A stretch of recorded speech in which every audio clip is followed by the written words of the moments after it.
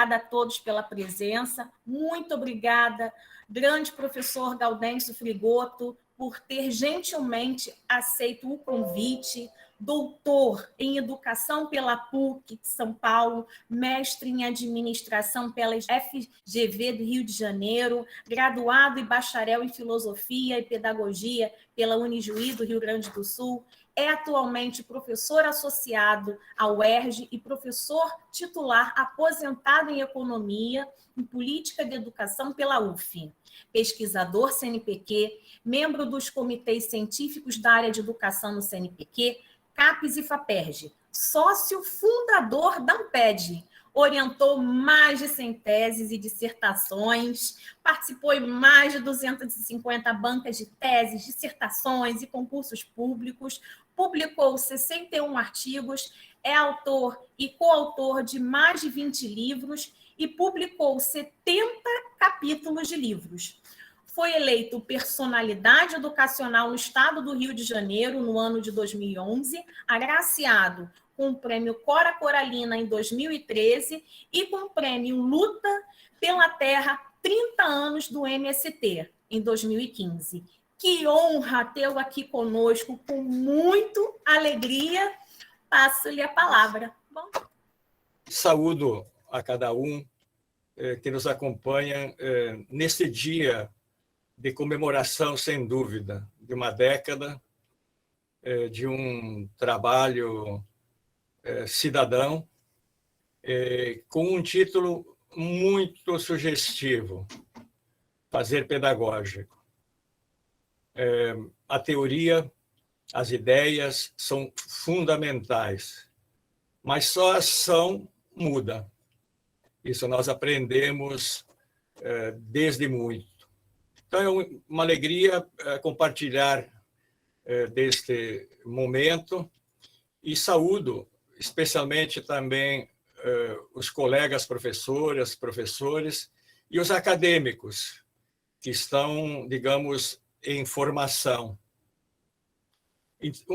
Também é muito importante estar junto neste contexto tão difícil, tão anômalo da humanidade, não só pela pandemia, mas pela guerra e também pelo contexto que nós vivemos em nosso país, de muita pobreza, muita fome e num momento que se joga muito na sociedade brasileira. Então, pensar o trabalho docente na formação cidadã é um tema central, eu diria. Primeiro, talvez aí vocês ouvindo o currículo, vocês dizem, poxa, mas esse professor tem muita produção. Não, não, não. Eu tenho 50 anos, 49, de atividade como docente. E, portanto, ao longo desse tempo, a gente vai acumulando coisas, né? Mas quero dizer que nunca podia imaginar, nem mesmo quando estava me educando durante a ditadura, que o nosso país vivesse um momento tão difícil na sociedade. Vejam vocês o nosso Ministério da Educação, em que gravidade está posto. Praticamente um condomínio, né, de interesses e a educação meio ladeira abaixo. E, portanto, é um momento de muita responsabilidade das instituições nossas, no sentido de construir uma cidadania de novo tipo. Também não sei se vocês comungam comigo, mas também nós nunca vivemos um momento no Brasil de pedagogia do ódio, do medo. Eu sinto nas minhas falas e nos debates, desde especialmente os movimentos de 2014 e 2015, aquilo que é tudo ao contrário do que certamente vocês, colegas da filosofia, da pedagogia, de letras, enfim, todos os que atuam na universidade possam concordar.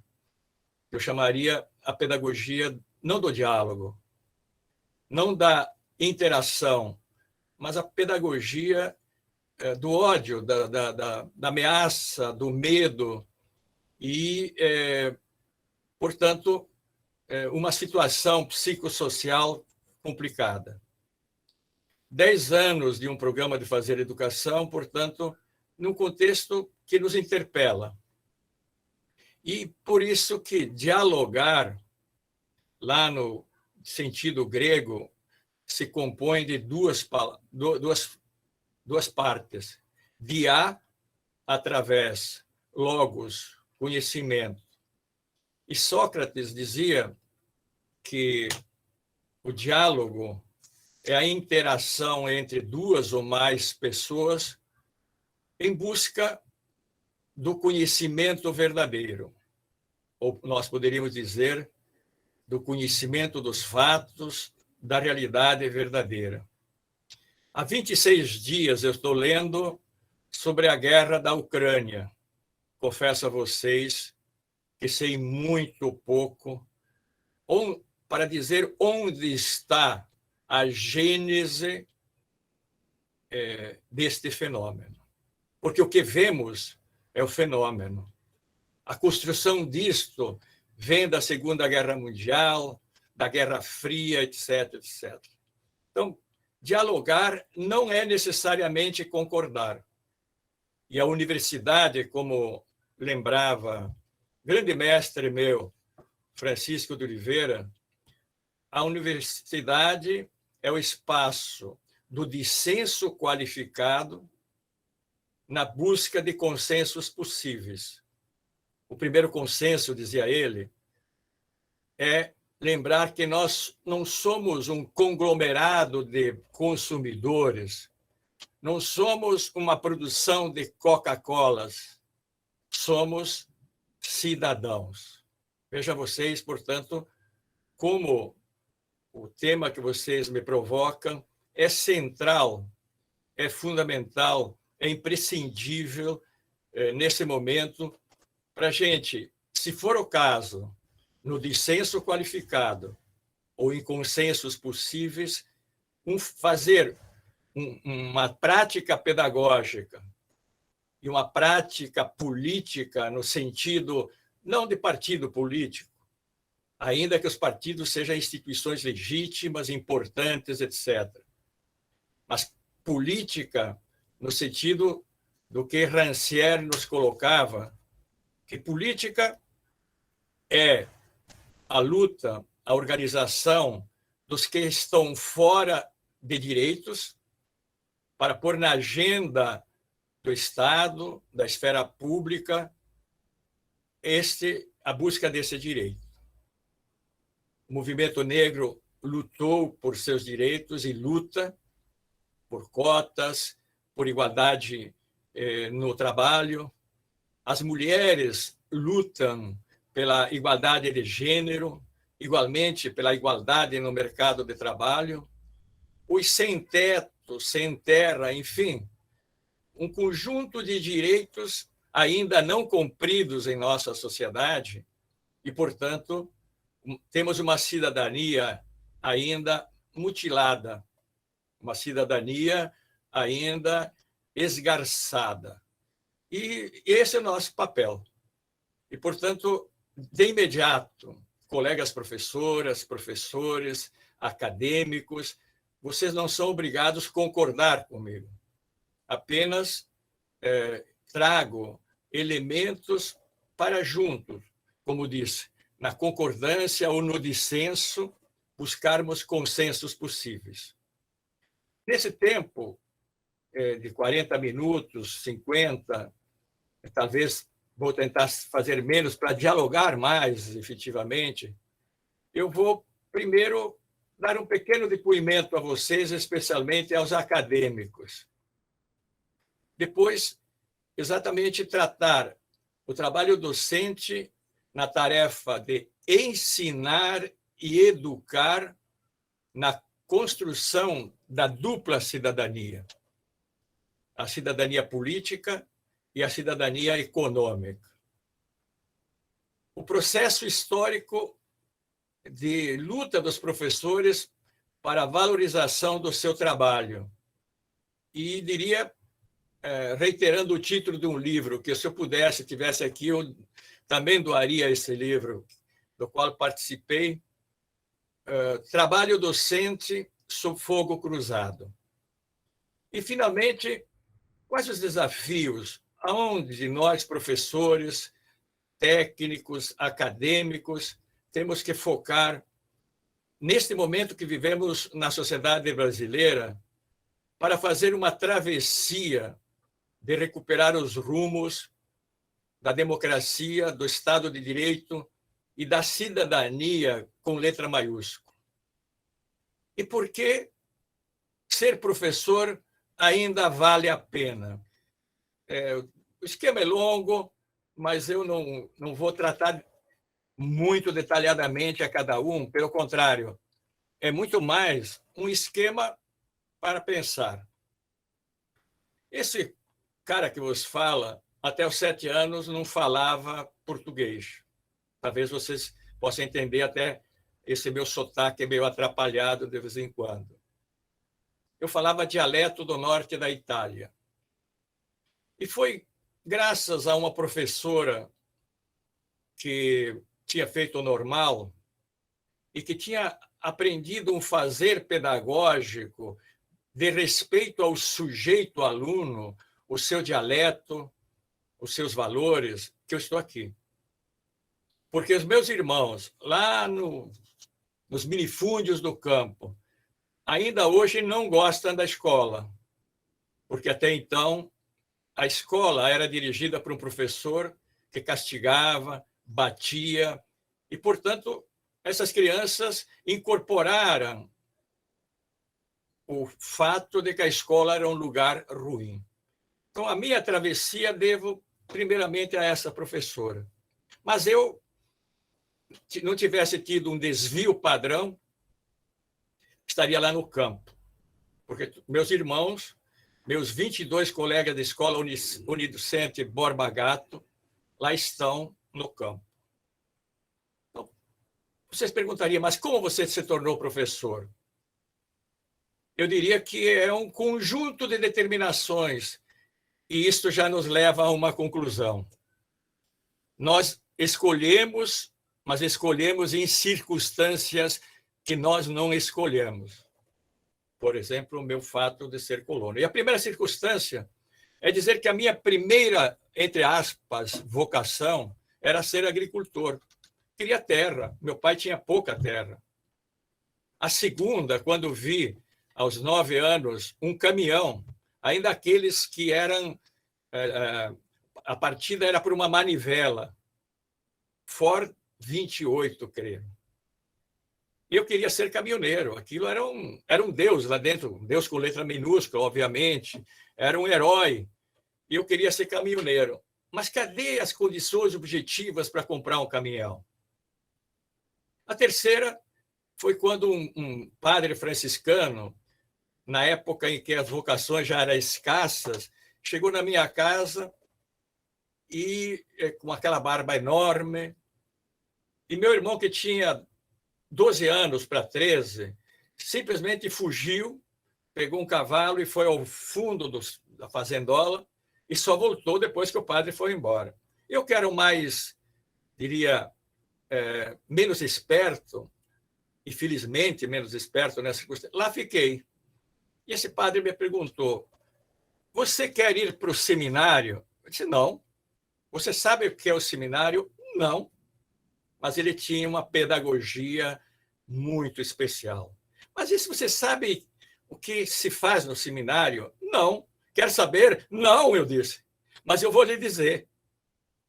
Ele disse, olha, lá se estuda bastante. Eu já fiquei muito feliz, porque de manhã eu trabalhava e de tarde... De manhã estudava e de tarde trabalhava, ainda que fossem serviços pedagógicos, nada de exploração, trabalho infantil, aquilo que uma criança pode fazer. Ele disse, ó, se reza também um pouco. Epa, meu avô rezava demais, eu não aguentava de noite tanta reza, então melhorou. Então minha vocação foi subindo.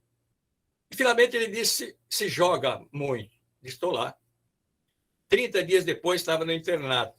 Fiz meu segundo grau, pleno, científico e clássico, com línguas, com arte, cultura, oratória, etc, etc, etc. E isto me deu a base.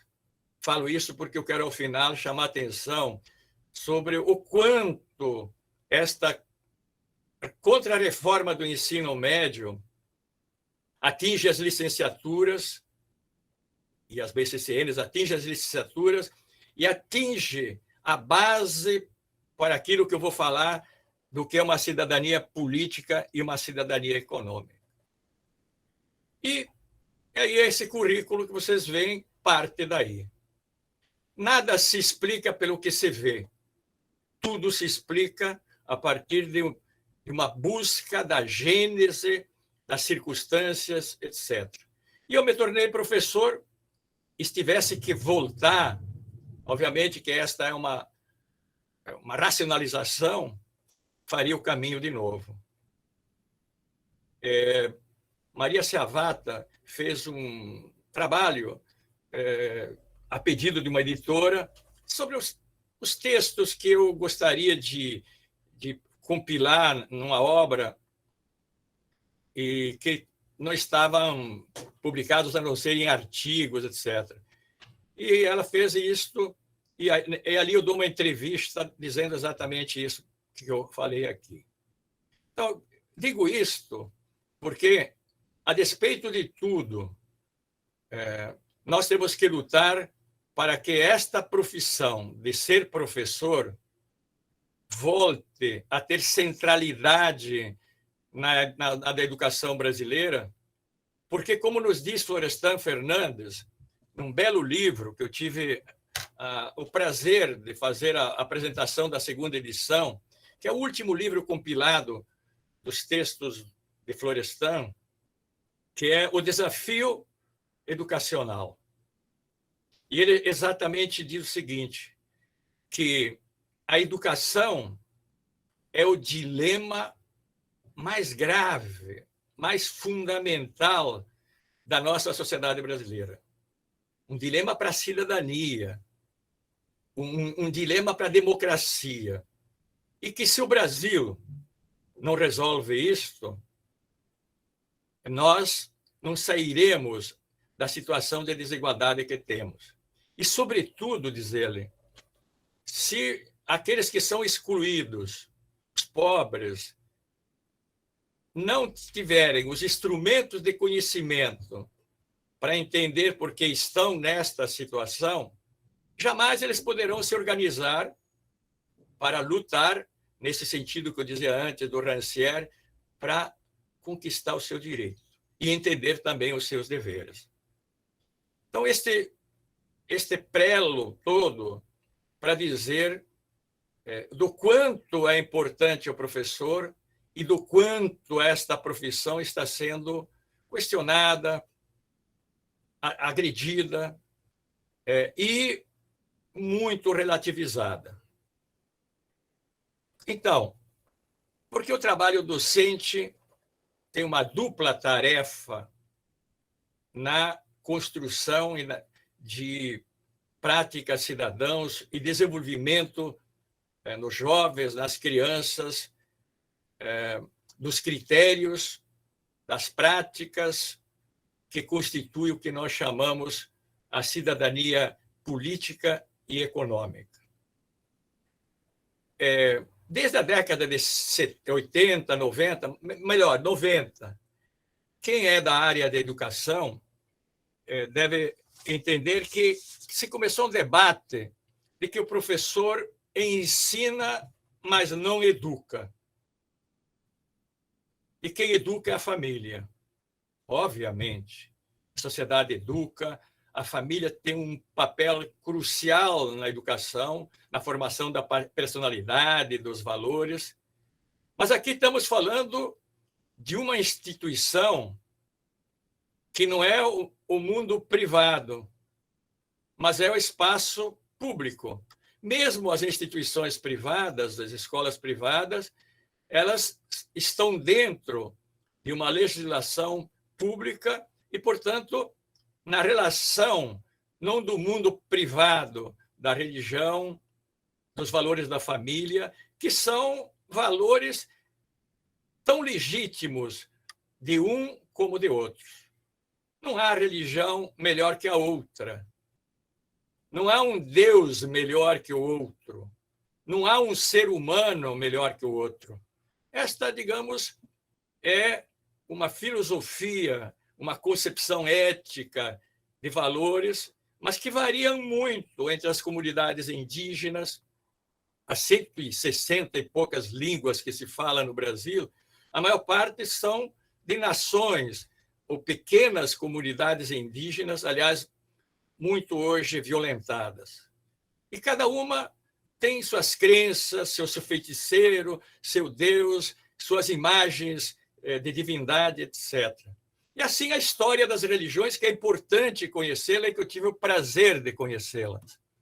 Portanto, religião se confunde com fé. Então, são valores. Não há por que um batista achar o católico que não tem religião e vice-versa. E vejam vocês que esse é um problema hoje no Brasil. Então, a escola, como chamava muito a atenção Durkheim, clássico da educação, da sociologia da educação, a escola é um espaço de organização, socialização, produção de conhecimento, mas também de afirmação de valores, de símbolos, de atitudes, para que este jovem que tenha a oportunidade, nesse espaço que é plural, ali tem gremistas, flamenguistas, Internacional, meu time de origem, aí tem vascaínos, aí tem fluminense, aí tem botafoguenses, eu sou Botafogo aqui no Rio, e, portanto, tem a diversidade. Aí tem a pele meio vagabunda, como a minha, branca, que não pode pegar muito sol. Tem a pele da minha neta, que é uma pele morena, porque fruto de um casamento de pessoas que têm uma origem genética diferente e que, portanto, não é a pele que nos diferencia. E vejam vocês que o racismo é um problema brutal em nossa sociedade e, portanto, uma anticidadania com uma parcela que é mais da metade da população brasileira. Se vocês lerem a história da escravidão, vocês podem ver que vieram muito mais escravos do que europeus para resolver os problemas do trabalho, da produção, da economia brasileira. Então, a escola ensina e educa. E Florestan Fernandes, nesse livro, que eu recomendo muito ler, e eu, quando eu puder, que a pandemia passar, eu vou pedir alguns exemplares e pelo menos 2 vou mandar para vocês como homenagem a este belo projeto que vocês executam. O Florestan diz, pois bem, então qual é esta dupla tarefa do professor no tema de hoje para formar para a cidadania? Primeiro é de ensinar. O que é ensinar? Ensinar também, Paulo Freire nos dizia que não é uma extensão. Ensinar é, sobretudo, organizar práticas e conteúdos que mobilize esta criança, este jovem, a buscar conhecimento, a curiosidade, a pesquisa, a não ficar em cima do fenômeno, porque nós aprendemos também isto. Se a realidade é o que vemos, para que estudar? Então, exatamente, a universidade, o conhecimento sistemático existe para desvelar o que está oculto no fenômeno. Esse é o papel de ensinar. E aí, o fazer pedagógico tem muito de importância nas teorias sociológicas, psicológicas, enfim, da antropologia, dos valores, etc. Mas tanto Durkheim quanto Florestan diz, para viver em sociedade, a escola é o espaço por excelência onde a criança, desde criança, aprende a conviver com a diversidade, aprende a conviver com o conflito, aprende a negociar os seus valores, não negociar os seus valores, mas confrontar os seus valores com os valores dos outros. E, portanto, poder viver em sociedade. Durkheim chegava a dizer que tínhamos que arrancar das famílias as crianças para que elas aprendessem a viver em sociedade. E por isso que, quando se diz no Estado republicano de direito que a educação é um dever do Estado e dos pais, ninguém podia, por lei aqui no Brasil, se negar de colocar os filhos na escola. E veja vocês que nós vivemos um tempo que prega o contrário, justamente em cima desta ideia que a escola não educa. A escola em casa, as famosas house school. Também muito cuidado com o ensino híbrido para crianças e na educação básica. Na educação superior é outra parada, mas onde se afirma a personalidade, se constroem as bases da cidadania política, no sentido, reitero, que defini antes, e que é fundamental, e isto que querem silenciar, cancelar, que a gente faça política. E esse é um drama, porque assim não vamos ter cidadania e nem democracia. Portanto, esta dimensão do ensinar é para interpretar.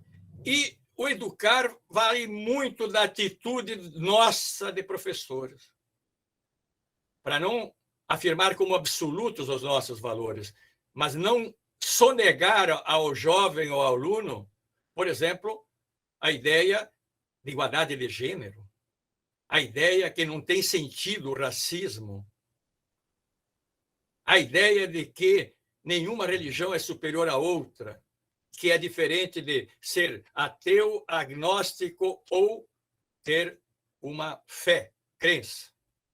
Portanto, se cancela isto do professor, nós poderíamos pôr a escola a piloto automático, robotizar a escola.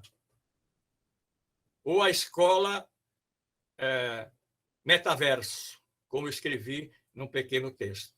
Então, a cidadania política é exatamente construir neste jovem o conhecimento, por um lado, mas também os valores para viver em sociedade. E a cidadania econômica? Sem dúvida, uma boa formação científica, técnica, não é um passaporte suficiente, mas necessário.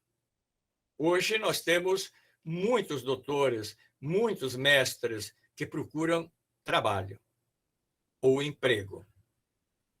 Emprego no sentido que está ali com a carteira assinada, etc, etc.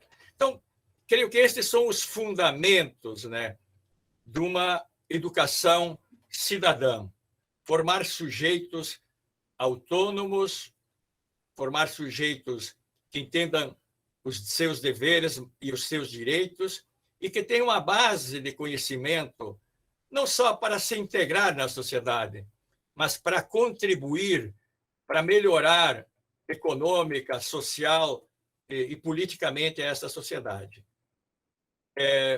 A cidadania econômica, portanto, é a possibilidade do jovem programar seu futuro. Veja vocês que eu saí do internato com 15 anos, 15 para 16, melhor, e não tinha como ter mesada do meu pai. Eu tive que me virar, fazendo filosofia, por sorte, dentro de uma instituição comunitária que não me cobrou. Fiz concurso dentro dela e eu tinha certeza que, com o meu curso de filosofia e pedagogia, eu seria integrado na sociedade e poderia constituir uma família, ter minha casa, o meu apartamento e ter vida digna. Hoje, nem minhas filhas, muito menos meus netos, têm essa garantia. O mundo do emprego com carteira assinada está decaindo no mundo todo. E aí nós encontramos um mundo de vocabulários que tentam, eu diria, romantizar o futuro do trabalho, mas o problema está mais fundamental. Se nós não mudarmos profundamente a ideia do direito à vida, do direito ao trabalho, dificilmente nós vamos sair desse futuro, como diria Viktor Frankl, grande psicanalista que viveu no campo de concentração, será vida provisória em suspenso. Vida provisória em suspenso é exatamente a situação psicossocial em que a pessoa não sabe bem o que vai ser amanhã. Nós vivemos isso aqui no Brasil agora na pandemia, especialmente as pessoas com mais idade, mais afetas pela pandemia. Evidentemente, pelo desgaste biológico que a vida nos impõe. Então, este, colegas, é o centro, diria eu, de uma concepção, de um fazer pedagógico que promova a cidadania.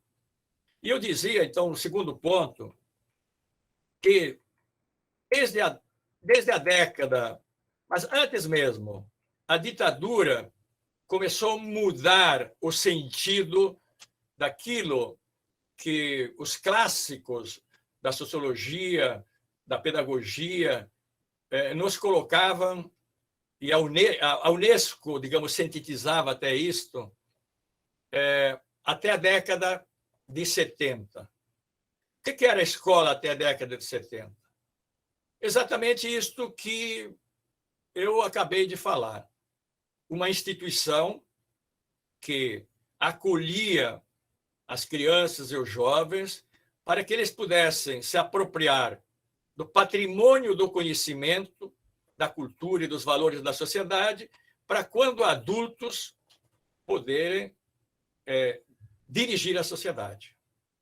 Ainda que seja uma sociedade cindida, desigual, porque classe não é uma classificação, é uma relação de poder. Quando, no seio da ditadura, se elegeu a categoria ou o conceito, ou a noção, melhor, de capital humano, nós deslocamos o papel da escola e da educação da sociedade para o mercado. É impressionante que hoje quase ninguém fala em sociedade. O mercado está nervoso, o mercado está instável, o mercado, preparar para o mercado, etc, etc. E quem prepara para a cidadania? Então, desde aí, mas a noção de capital humano ainda tinha a veleidade de que quem tivesse boa educação poderia estar incluído na sociedade e no mercado. Eu fiz minha tese de doutorado sobre esta noção e publiquei o livro que já completou a idade, muito mais idade do que a maioria, talvez, dos que me ouvem, A Produtividade da Escola Improdutiva. Por quê? Porque ninguém nega o papel da educação, mas ninguém nega que investir em educação é fundamental. Mas se eu não invisto, a pessoa não vai ter educação de boa qualidade. Veja vocês agora, durante a pandemia, mais da metade das crianças não tem acesso à tecnologia. Ou se tem, é uma tecnologia imprestável para a relação pedagógica. 40% das moradias do campo não têm internet. Eu estava nervoso, colegas, agora, antes da conferência, porque muitas vezes muda o link por problemas técnicos. E o meu celular pifou de manhã. E o meu contato com a Viviane era só com o celular. Pois esta realidade é a realidade da maior parte dos estudantes da escola pública brasileira. Estão aí as análises da Unesco, etc, etc, etc. Então, a educação de boa qualidade é importante. Mas a minha pergunta na tese era exatamente: os pobres têm pouca escolaridade porque os seus pais não querem ou porque não podem? Os países em desenvolvimento, os países de capitalismo dependente, têm pouca escolaridade porque não querem investir em educação ou porque são dependentes e têm que pagar a dívida externa e, além de tudo, as classes internas, como o caso do Brasil, são portadoras do DNA de 400 anos de escravidão, em que o escravo não era considerado ser humano, mas era um animal que falava. E, portanto, também o estigma da colonização.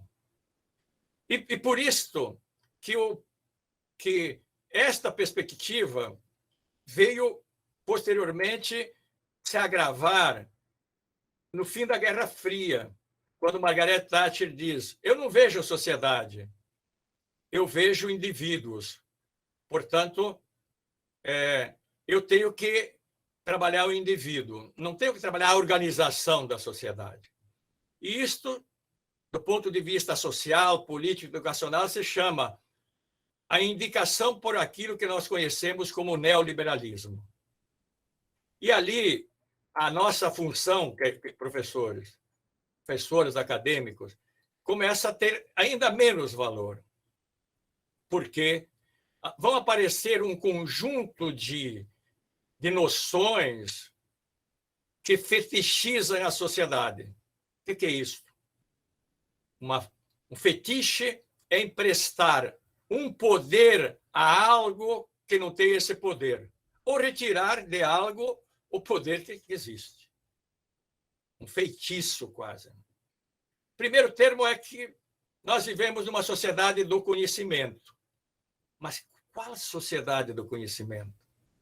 Quem é que detém o conhecimento que rende?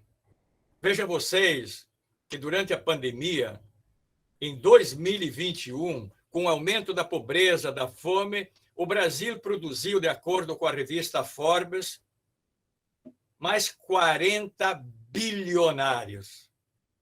E vejam vocês que a dor de uns, nesta perspectiva individualista e sem controle, é a alegria de outros. E o cara que mais ganhou dinheiro, que fez uma fortuna de 7 bilhões, é muito dinheiro, e 500 milhões, é um cara da área da saúde, numa farmacêutica, que entrou na Bolsa de Valores em abril do ano 2021 e acabou no início de 22 com 7 bilhões jogando na Bolsa. E nós pagando aqui no início 180, 190 reais para fazer o teste sob o medo, como foi o meu caso, da Covid. Portanto, sociedade do conhecimento, nós temos que entendê-la. Uma educação de qualidade total. O que é isso? Uma educação de qualidade. Qualidade cidadã, qualidade de conhecimento, qualidade total, o ser humano não vai tê-la, porque nós iríamos formar ditadores que imaginam que são donos do país, ou pessoas donas da família, donos dos seus valores apenas, etc. E ali é que um conjunto de noções que são todas polissêmicas. não é jogar fora essas palavras. Educação por competências. Nós discutíamos lá educação por objetivos. Claro que nós queremos um cara competente, mas a competência está ligada muito ao foco do indivíduo, não do coletivo e do mercado. E, portanto, é um conceito que nós temos. O mesmo empreendedor. Ora, ótimo! A figura das mais empreendedoras foi, sem dúvida, a figura bíblica, histórica, melhor, Jesus Cristo, que, aliás, deveria voltar para expulsar os vendilhões dos templos, que agora também, não só, como dizia lá a própria narrativa do Evangelho, de que era um covil de negócio no templo, mas agora é um covil de negócio no MEC. E nós temos que dizer isso. Não ter medo de dizer isso. Isso não é democracia. Isso não é cidadania. Portanto, este percurso vai se refletir no quê? No último ponto que eu quero tratar com vocês. Mas, antes disso, vai afirmar que o professor vai ser aquele que vai aprender as técnicas do bem ensinar para supervisionar máquinas que ensinam. E, portanto, como disse, com uma infelicidade brutal, um secretário nosso de educação, que ao assumir aqui, creio que era o secretário Risoli, ou coisa assim, perdoe a memória agora, não me veio à memória, que ele dizia o seguinte: o professor como entregador de conhecimento.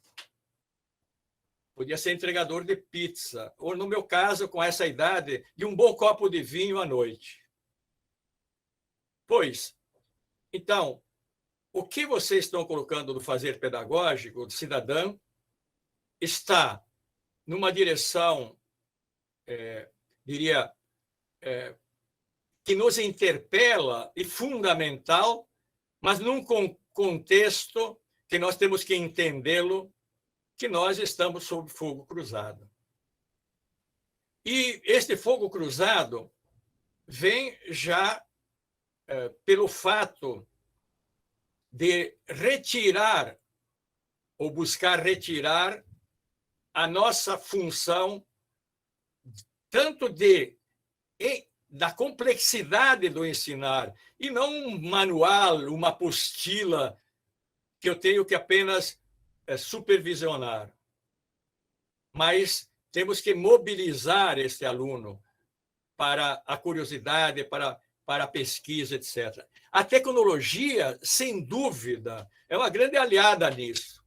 Mas nós não podemos, então, nem demonizar a tecnologia, como muitos podem, dada a sua apropriação privada cada vez mais, demonizá-la, mas também não fetichizá-la. Eis o nosso desafio, colegas. Trabalhemos onde trabalhemos, esse é o grande desafio. E vejam vocês que nós passamos batidos, eu passei batido e muitos de nós, do que estava acontecendo na sociedade brasileira a partir de 2004, 2005, pelo movimento que se chamou Movimento da Escola Sem Partido. Um termo ardiloso, um termo não honesto, porque nenhuma escola que eu conheça, mesmo escolas particulares, confessionais, tem partido. O Souza Marques é o do PNR-PPRSTT. Não. A escola onde as minhas netas estudam, Andrews, por acaso tem um partido? Se tivesse, não estariam lá. Tem uma religião? Não. É uma escola plural, como as escolas confessionais são plurais.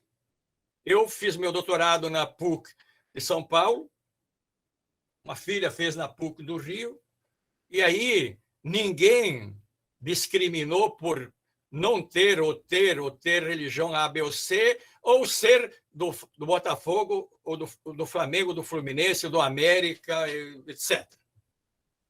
Portanto, esse movimento, vejam, e vocês aí põem esses livrinhos e posso doar alguns mais. Primeiro, há um livro de Armelindo Moreira, que é uma espécie de Bíblia, A Separação do Ensinar e do Educar. O ensino neutro, o ensino raso, o ensino sem alma, o ensino sem cidadania.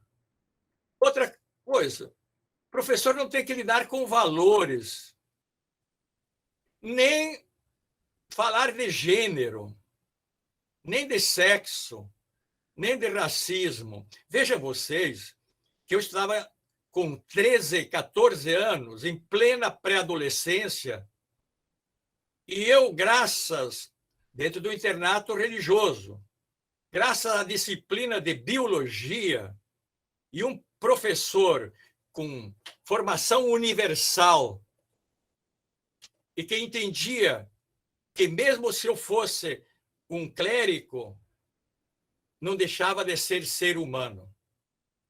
E, portanto, eu tenho que entender o corpo. E isso foi fundamental. No Museu de Cera, ver as doenças venéreas, ver hoje o problema, por exemplo, diria, da gravidez precoce no meio pobre. A escola pública teria... Não é uma disciplina de educação sexual, mas no projeto político-pedagógico ter elementos com a sabedoria, com a sensatez para encarar esse problema. O problema da religião, que se persegue religiões. Tem alunos que ficam em silêncio porque ele é de Umbanda. Eu tenho relatos de professores sobre isso. E outra coisa, veja que essa visão diz lá no site. Os pais são donos dos seus filhos. E a escola, regulada não pela sociedade, não pelo Estado público de direito, mas pelo Código do Consumidor. Estes valores é que vão incutindo a pedagogia do ódio contra o professor. Se vocês lerem o site, e aí tem o texto do professor Pena, nesse livrinho, que desseca isso. O professor Pena é hoje o diretor da Faculdade de Pedagogia, de Educação, melhor, da UF. Então, este modo de pensar, ele vai reverberar nas reformas e contra-reformas do ensino. Veja vocês, e aí também vocês não precisam pensar como eu penso, o golpe que é reconhecido hoje no mundo, por todo mundo, da Dilma, por uma questão risível. E vou dizer mais, esse presidente teria 1 milhão a mais de fatos se vontade política houvesse. Mas quem tira ou põe um presidente é o Congresso. E se o Congresso está na mão do presidente, ele nunca vai tirar. Quantos pedidos de impeachment existem aí? Mas meio pedido de impeachment, se tem vontade política e interesse político, derrubam qualquer governo. E, portanto, estamos num momento muito difícil da sociedade, porque, veja vocês, reforma trabalhista, reforma da Previdência, e aí só fico naquilo que eu denomino contra-reforma do ensino médio. Eu posso passar a vocês, e desculpa, Viviane, eu podia ter passado, mas vocês podem entrar com o meu nome, Gaudêncio Frigoto, IHU, Instituto de Humanidades da Universidade Unicinos. Eu dei uma longa entrevista diz muito do que vocês se preocupam nesse fazer pedagógico, formar para a cidadania. Eu coloco lá que a minha síntese do que está acontecendo com a reforma ou contra-reforma do ensino médio é uma traição às gerações de jovens que vêm aí e uma traição ao país. Por que traição? Porque nós estamos liquidando com a compreensão do que é uma educação básica. E lá a Constituição dizia, e a LDB, o ensino médio é a etapa final da educação básica. O que é a educação básica? Aqui é da base. E aqui vou dar um exemplo. Eu há muito tempo oriento teses, né? Como foi dito aí, mais de 100 teses. Agora, vou parar. Eu tenho mais 4 ali, orientando-os, depois não vou chupar manga, não. Vou continuar fazendo isso que vocês me motivam a fazer. Mas eu estava numa viagem de Rio-Manaus, quase 4 horas de voo, com uma tese de um orientando meu, Marcos Arruda, um grande colega, que tinha 700 páginas.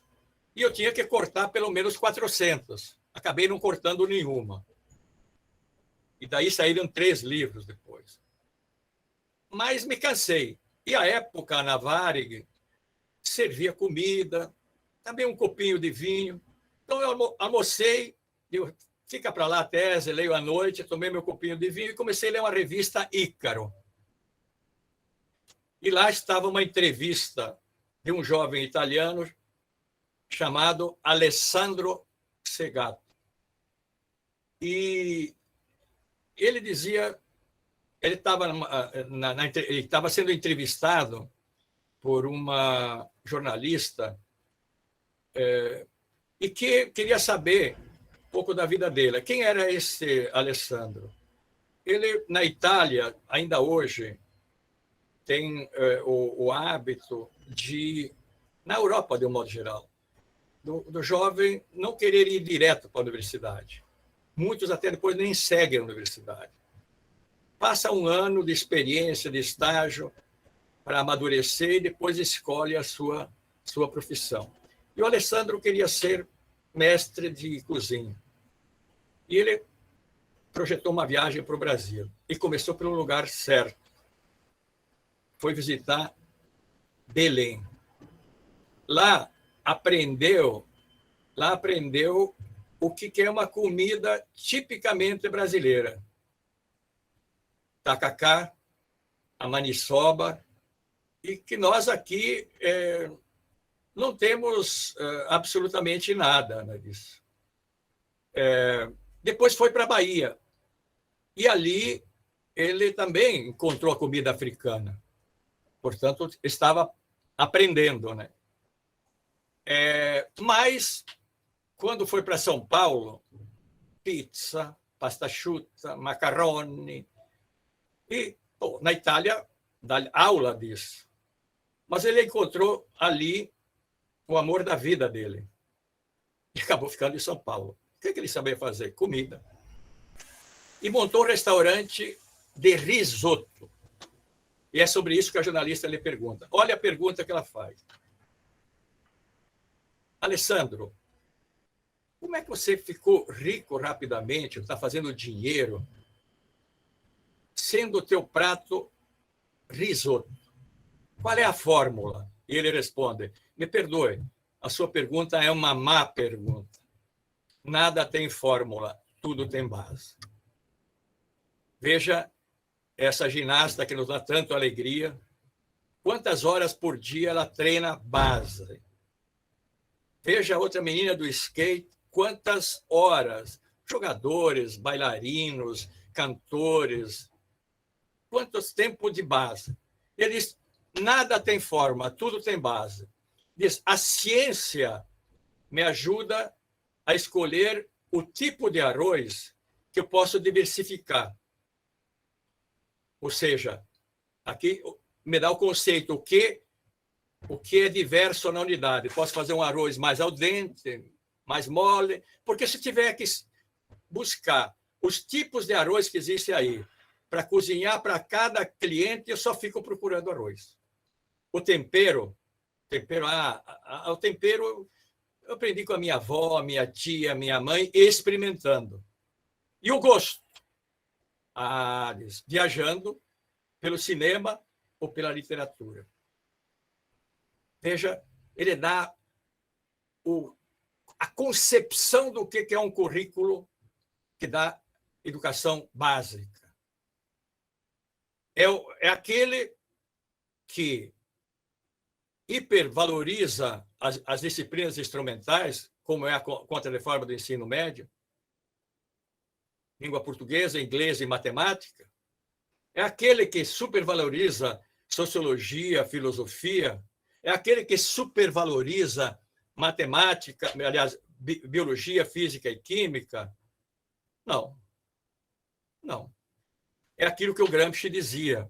Uma educação básica que permite entender a sociedade, o mundo da sociedade e das coisas, tem que ter um equilíbrio entre os campos de conhecimento que me permite entender as leis da natureza. Olha o quanto é importante hoje com a pandemia isso. Mas também, ao mesmo tempo, aquele que me permite entender os seres humanos em sociedade. E, portanto, este currículo, nós temos que responder a seguinte pergunta. Num currículo de educação básica, é mais importante matemática ou literatura? É mais importante física ou arte? É mais importante sociologia ou educação física? Quem responder que é mais importante uma ou outra não entendeu o que é educação básica. E nós estamos exatamente destruindo isso. Este equilíbrio que nos permite entender as leis da natureza, da qual somos parte, e que, se a agredimos, ela reverbera contra nós. Mas entender que não é destino dos brasileiros ainda permanecer com a desigualdade racial, com o racismo, que não é destino 50 milhões terem que viver de uma política de esmola que vai ser decidida, enquanto isso o cara come terra, 20 milhões em pobreza absoluta. Isso não é um destino. Isso é a criação das relações sociais nossas, e é esta cidadania que nós temos que mudar. E vejam vocês, por fim, o quanto nós estamos desestruturando as licenciaturas. Eu não sei, colegas, vocês como estão vendo, mas como pensar licenciatura hoje de biologia ou de sociologia, se na matriz do ensino médio, por exemplo, o terceiro ano não tem física, não tem química, não tem biologia. E projeto de vida tem muito mais tempo de aula do que elas. E que, portanto, e filosofia, quando tem uma disciplina. Arte, então, cultura, literatura. Eu faria aqui um desafio para prestarem atenção. Tentem, quando vocês têm oportunidade de ouvir uma entrevista de autoridades chinesas. Chineses têm experiência milenar. E se alguém não entende a cultura do chinês, não vai ganhar nada deles. Vejam a postura deles hoje frente à guerra da Ucrânia. Não dá para saber bem ainda qual é a postura. Por quê? Porque, por exemplo, eles têm uma postura de que, sempre que tem uma discordância, começar por onde se concorda. Olha que bela ideia. Mas como é que você conhece o pensamento chinês?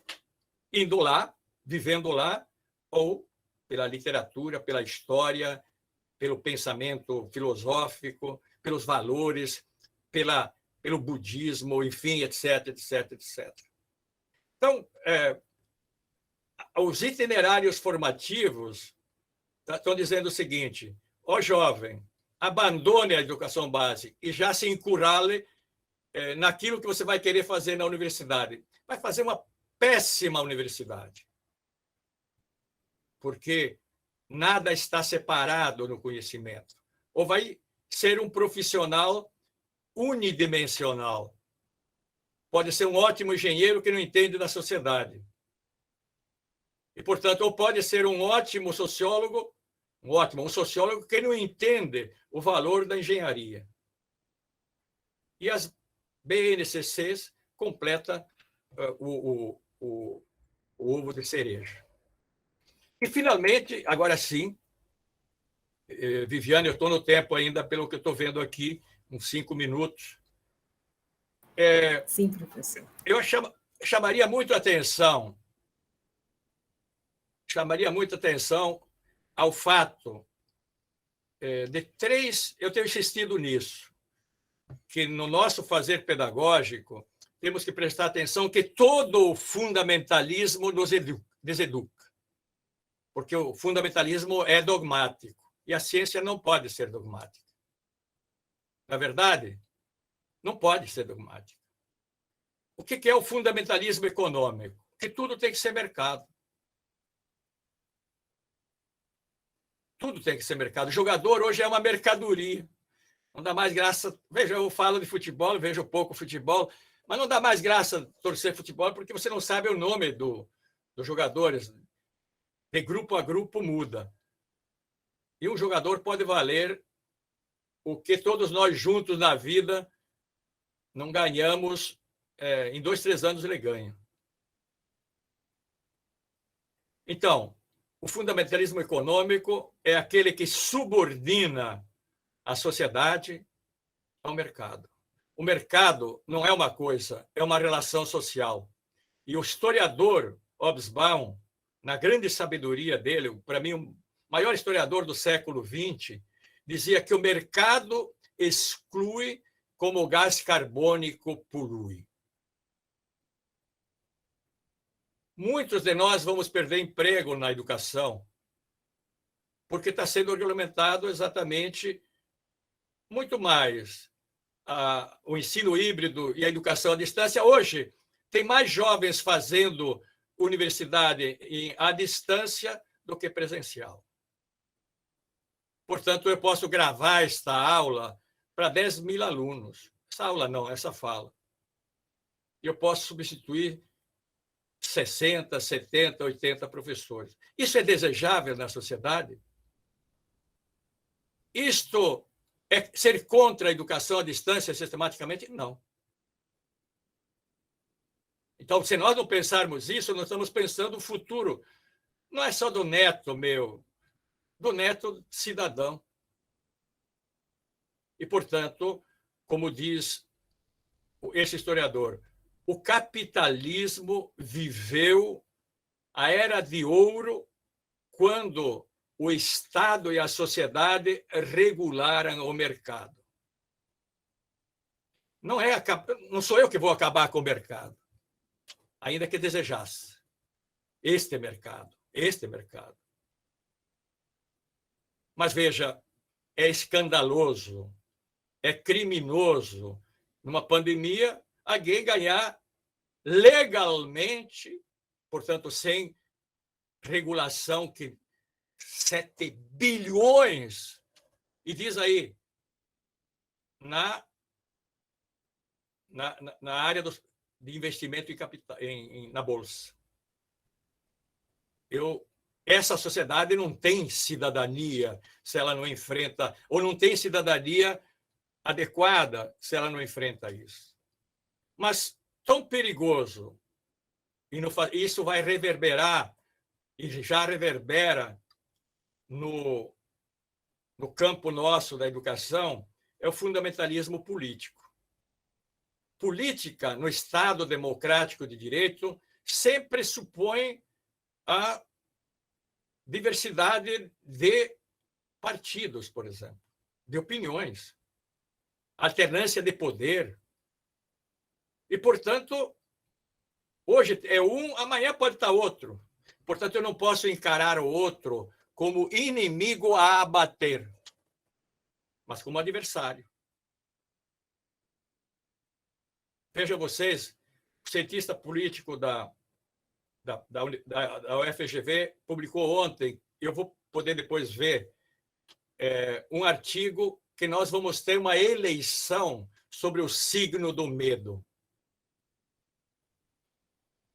E se vocês lerem um texto de Antônio Cândido, O Caráter da Repressão, vocês vão entender a gravidade disto. Ao final desse texto, Antônio Cândido, que está refletindo, sem falar a palavra, está analisando em 77 o que foi a ditadura para nós. E ele cita um filósofo. Olha os filósofos aí, Lenilza, a importância dos filósofos. Ele cita um filósofo que no cárcere, André Vegny. No cárcere, ele escreve o seguinte no diário: não tenha medo da pobreza, não tenha medo da prisão, não tenha medo do exílio, não tenha medo da morte. Ela é uma fatalidade, mas tenha medo do medo. E um texto belíssimo de Mia Couto, vocês, aos jovens que me ouvem, se algo pudesse pedir de tudo que eu falei aqui, leia pelo menos o Mia Couto, Murar o Medo. Murar o medo. O medo é a forma de violentar a cidadania, porque o medo é o modo de cancelar a ação política, do zoum politicum, como dizia Aristóteles. O ser humano é um ser político. Volto a dizer, político no sentido que ele tem deveres e direitos e tem o dever de lutar por seus direitos e organizar-se para democraticamente conquistá-los. Hoje, o meu medo, e que o combato pelos coletivos, pela organização, é que tentem nos calar no momento de travessia mais fundamental da nossa história política brasileira, eu diria. Porque nós nunca vivemos a céu aberto. Nós vivemos isso em 1935, um pouco com o integralismo, mas nunca vivemos com posturas e atitudes de caráter político neofascista ou fascista. Eu chamo muito atenção porque isto anula a cidadania. Veja vocês, isto anula a cidadania. E, finalmente, o mais perigoso, o fundamentalismo religioso. Porque nós conhecemos a história. Em nome, entre aspas, de Deus com letra minúscula, se matou muita gente, se torturou, se excluiu. E quando há convicção de fé, você mata sem escrúpulos.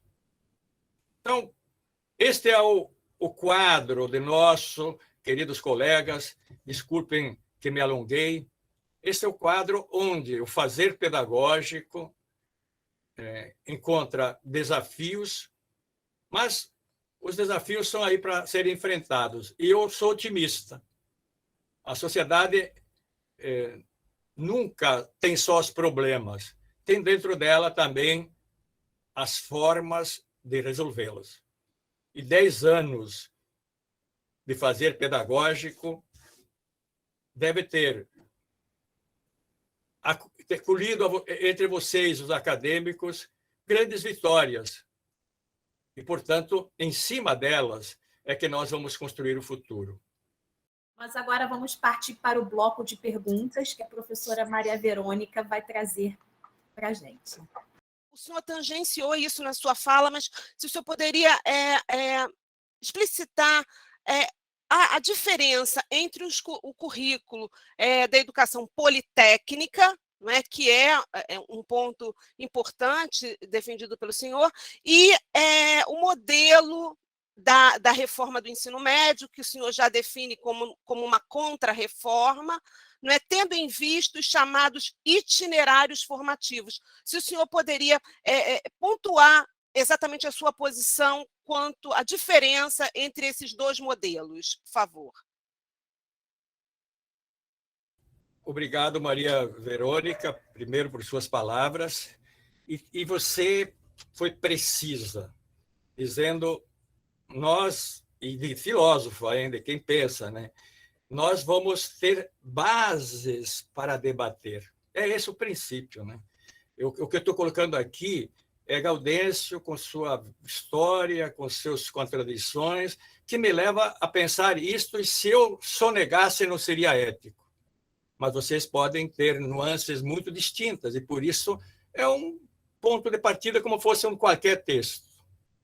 Jéssica, você me faz uma pergunta que me levaria a uma outra conferência, mas eu vou tentar ser breve. Primeiro, tem 3 palavras do latim, aliás, 2 palavras do grego e uma do latim, que ajudam a contrapor exatamente uma educação politécnica ou tecnológica e omnilateral à perspectiva da fragmentação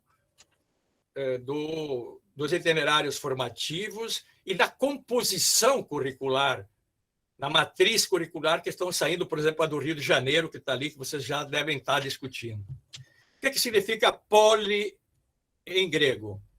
Muitas. Tekné. Então, se eu fosse traduzir literalmente, seria ajudar o aluno a aprender muitas técnicas. Não.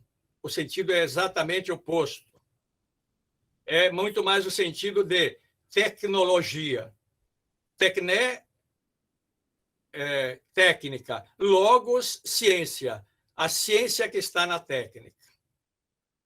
E, portanto, uma educação politécnica ou tecnológica é aquela que lá na educação básica exatamente desenvolve isto que eu chamei, citando Gramsci, um equilíbrio sobre os fundamentos, os princípios, as bases que me permitem entender a lógica interna da ciência da natureza, da física, da biologia, da química, mas também da sociedade, a sociologia, a história, a filosofia, a geografia, a literatura, a arte. E a palavra omnilateral, do latim, tem lá até per omnia saecula saeculorum, por todos os séculos dos séculos. Omnilateral significa uma formação que leve em conta todas as dimensões do ser humano, como um ser econômico, um ser cultural, um ser psíquico, um ser afetivo, um ser da sociedade. Quando nós sonegamos esse equilíbrio, eu sonego, na verdade, as bases da dupla cidadania. E aí, isso me preocupa quando eu ouço um ministro da Educação, este que está aí, quando discutia o Enem, gente, houve uma traição aos jovens pobres, porque houve um plebiscito para jogar o Enem lá em julho, foi antecipado para janeiro. E esse ministro disse a pérola: os pobres até podem sonhar com a universidade, mas não é desejável.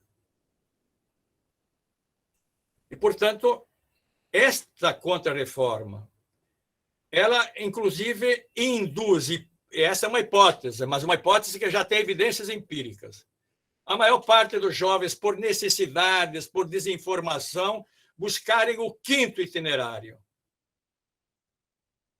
Formação técnico-profissional.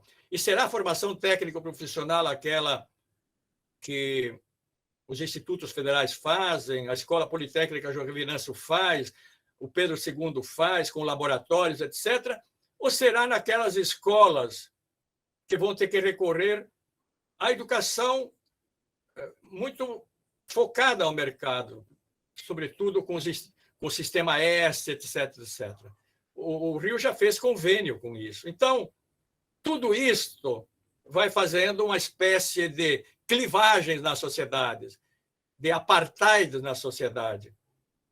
E, por fim, também isto tem uma concepção de conhecimento oposta. Uma educação que tem o equilíbrio parte do seguinte pressuposto: nada está desconectado na realidade. Eu recomendo, durante a pandemia, eu li esse livrinho, estão vendo? Chama O que é a Vida? Compreendendo a Biologia em 5 Passos, de Paul Nurse, que é Prêmio Nobel de Medicina de 2001. Mas a última parte é um livro de 2020. A última parte ele fala da pandemia. E ele vai dizer a vida, não a vida humana, é integrada. O ser humano não existe sem o ecossistema. E, portanto, ele diz, é uma metáfora falar do ser humano só. E, portanto, aqui ele vai mostrar que os estudos de antropologia, de sociologia, etc., estão mostrando, por exemplo, eu posso passar um texto sobre a gênese da pandemia que eu refleti isto. Me cobre depois, Viviane, para dar para a Jéssica ler isso. Como diz Capra, a pandemia é a vingança do planeta, é a vingança biológica do planeta. Então, é disso que nós estamos falando. Então, uma concepção de conhecimento onde a realidade, toda a realidade não se separa. Obviamente que para estudar eu não analiso a realidade toda, mas quando analiso o dente do Gaudêncio, ele não está separado do todo. E daquela visão de que o conhecimento é soma das partes. Isso é uma implicância muito grande, por isso eu acho a importância, mais uma vez, deste projeto de vocês, do fazer pedagógico, do projeto político pedagógico, do processo coletivo, porque não é verdade que entra a professora Bárbara, sai a professora Viviane, entra a professora Maria Verônica, entra a Aline, o Robson, enfim, quem estou vendo aqui, que o aluno faça por si a síntese disso, se não existe alguma liga. Isso que chama projeto político-pedagógico. O resto é palavras ao vento, né? Exige trabalho coletivo, interlocução, consenso e dissenso. Dissenso não é ruim. A gente tem dissenso com os filhos, na verdade, e os amamos, e como os amamos. Temos dissenso com os netos, e como os amamos. Por que os amamos? Por que os amamos? Portanto, Jéssica, eu posso te mandar... Você me fez uma pergunta que é xodó do que eu gosto de pensar, né? Então, eu não vou aborrecer, mas eu tenho aí meia dúzia de textos para quem quiser, para socializar, para, enfim, compartilhar, para que sirva ponto de partida para poder debater. Nada mais que isso. Muito obrigada, professor. Nossos alunos estudam a sua fala. Nós trabalhamos alguns dos conceitos que o senhor também desenvolveu e pensa sobre eles, né? E para a gente, por isso que é tão rico esse momento para a gente. E eu tenho, então, mais uma pergunta, professor. E aí, eu acho que depois a gente já pode ir encerrando, porque muito da sua fala contemplou as questões que foram colocadas no chat. Ela fala o seguinte: o senhor traz brilhantemente que dialogar não é necessariamente concordar. Fazendo uma analogia com a teoria do contraste, porque quando não há contraste, não há consciência. Como nós, enquanto educadores que somos, podemos desconstruir o extremismo que insiste em tentar abolir com um pensamento crítico? Existe uma base para dialogar com esse discurso? Pergunta difícil. Pergunta Sim. difícil. Mas eu já encarei, portanto, vou encará-la, né? Muito importante. Eu vou partir de uma fala do rapaz aí que faz Porta de Fundo, que eu adoro esse programa, gosto muito, e não tem nada a ver com Big Brother, que também não criminalizo quem o vê, mas tem pouco a aproveitar, né? Ele estava discutindo exatamente sobre essa questão, e ele deu o seguinte exemplo, concreto. Um amigo meu disse o seguinte, olha, tem uma cidade que ninguém morreu porque todo mundo tomou cloroquina. E, portanto, diz ele, se todos tivessem tomado cloroquina, não tinha tanta morte. Esse é o tipo de que não um juízo moral, mas um juízo social, ele já tem um dogma, porque ninguém poderia fazer essa afirmação sem o dado empírico. E aí, Bourdieu diz, pois é, em vez de brigar com ele, pois é, eu conheço uma cidade em que tomaram cloroquina e que teve uma mortandade altíssima. É? Diz ele. É. Então, temos que ver isso. Então, eu creio... O que eu quero dizer com isso? Nós temos que buscar estratégias de romper com o cancelamento, porque é isso que querem. É muito difícil. Dentro da nossa família é difícil isso. Vocês devem ter amigos, familiares, né? Por isso que se polarizou tamanha forma da sociedade.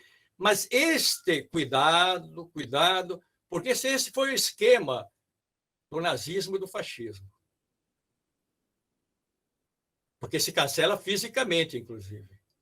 Então, este é um terreno de muita responsabilidade nossa, e nós, educadores, temos que nos expor sobre isso. Temos que nos expor, dialogar com os estudantes. Ou seja, aí onde tem a resposta pronta, colocar a pedagogia da pergunta. Como diz a colega, pedagogia do contraste, mas não dogmático. A pergunta, será? Você tem certeza? Onde é que você fundamenta isso? Eu acho que vale a pena. Vale a pena a gente não cair na mesma armadilha de quem quer nos cancelar. Na universidade, nós não podemos admitir isso. Que exista essa atitude de professor e diretor e qualquer um. Isso é inadmissível, ainda que possa existir. É interessante que nós temos algumas disciplinas que são tabu, né? Eu participei de um debate numa escola fantástica do Rio Grande do Sul, onde a diretora me perguntou: o que você faria com um professor que reprova 45% dos alunos, sistematicamente em matemática? As demais disciplinas reprovam? Não. Reprovam 2%, 3%. O professor está aí? Tá. Então, levanta, professor. Por que você reprova tanta gente? Porque não sabem. Mas, espera lá. A nossa função não é para ensinar. Se não sabe, nós temos que ensinar. E fizemos um diálogo, né? Dizendo, não dá para dizer que o aluno é 9 e na média e é reprovado em matemática. Não cabe isso. Alguma coisa errada existe nisso. Mas um aluno, 2 alunos, tudo bem, mas 40% sistematicamente, o problema é do professor. Mas eu não vou dizer diretamente isso a ele. Eu tenho que ele chegue a essa conclusão. Então, são tempos muito difíceis, colegas, e que eu acho que, para mim, é isto que deve nos fazer refletir, porque estamos jogando muito neste momento do Brasil. parabenizo a faculdade, o grupo de professores, e vale a pena o coletivo. Vale a pena o coletivo. Aliás, completando a pergunta anterior, eu tenho feito muito essas sugestões, eu tenho debatido muito os institutos federais, e tem muita tensão dentro das instituições, muita tensão. A tensão da sociedade está dentro das instituições, as pessoas adoecem, inclusive. Eu sugeri o seguinte: por que não fazer a sexta-feira ou algum momento de congressamento, de vez em quando, para discutir sem armas? Tem o direito de discordar, para usar a expressão da colega, ter direito do contraste. Eu acho que nós temos que reinventar uma pedagogia da relação dialógica, da bem-querência, porque nós, professores, se perdermos isso, perdemos o sentido de sê-lo. E por isso, prestando uma homenagem para os jovens, especialmente, que estão ali, e passando um pouco o espírito disso que quis falar, trazer um poema de um uruguaio que eu gosto muito, que é um poema do Mário Benedetti. Eu quero ler 2 estrofes, 3, desse poema, que é: não te rendas, e eu diria, não tenha medo. Não te rendas, ainda estás em tempo de alcançar e começar de novo. E começar a aceitar as tuas sombras, enterrar os teus medos, largar o lastro, retomar o voo. Não te rendas, que a vida é isso, continuar a viagem. Perseguir os teus sonhos, atravessar os tempos, arrumar os escombros e destapar os céus. Não te rendas, por favor, não cedas.